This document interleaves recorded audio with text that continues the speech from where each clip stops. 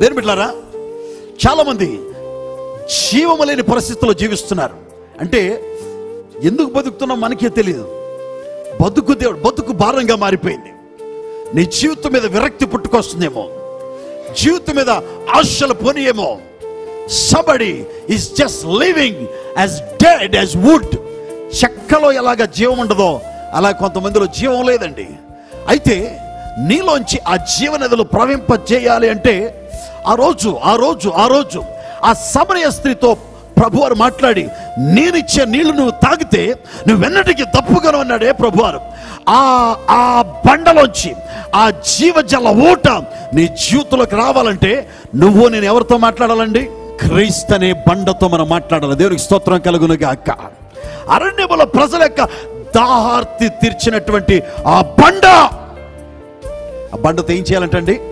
సంఘం మాట్లాడాలి. పర్వతాలు తొలగిపోవాలంటే ఏం చేయాలంటండి? మోషే బండతో మాట్లాడాడు. నేను కూడా బండతో మాట్లాడాలి. మాట్లాడినప్పుడు నీ జీవితంలో పర్వతాలు తొలగిపోతాయి. నమ్మిన వాళ్ళకి సరి గట్టిగా స్తోత్రం చెప్పండి.